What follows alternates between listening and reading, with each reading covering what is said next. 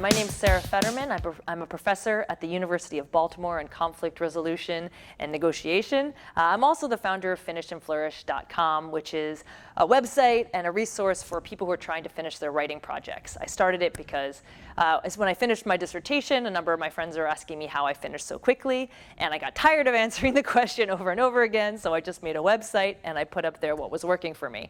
And since that time, I've started to lead writing intensives, which has been great for me because I've had lots of great people to write with, and doing some writing coaching. And I wanted to just share three concepts that I go through with anyone that I'm coaching or working with, and I do it with myself as well. The first is, and they all begin with S, so this makes it easy to remember. Rather than just thinking, I'm panicked about my writing, the first thing I ask is, how are you doing with the subject? That is the topic. How are you doing with the research? How are you doing with the methodology? How are you doing if it's a creative writing piece? How are you doing with the characters? How are you doing with the subject matter itself? So that's the first discussion we have. Once we have that discussion, we move into how are you doing with your surroundings?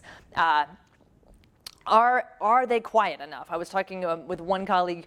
She was having a very hard time getting into her dissertation. She thought that she was depressed and unfocused. It turned out the problem, she was in a windowless office.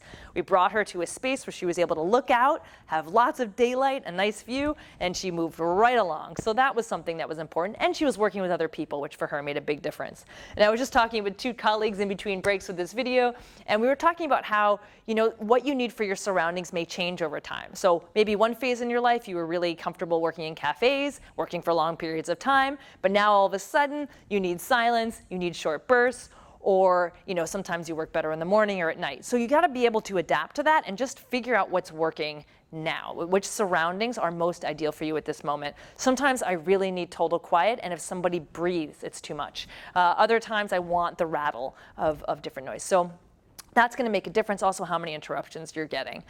And the last thing is scheduling, and people often start talking about their schedule, which is, I think the last thing that you're focused on, because you're breaking down what's going on with the subject, what's going on with the surroundings, and then say, how's the schedule? Did we build a good schedule together? Do we need to update it? You want people to, and you want yourself to actually be able to reach your goals. And if you don't reach your goals, give yourself a little bit of a punishment or a kick somehow, maybe, but then just remake the schedule so that you can actually do that. That's really helpful. So think about when you're talking to your friends and when you're thinking about maybe why you're stuck in your writing.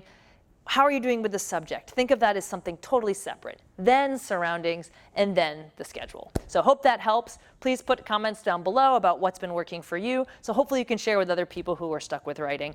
There's really no reason to add to the stress of writing. We all know how hard it is. All right, thanks for watching. Bye-bye.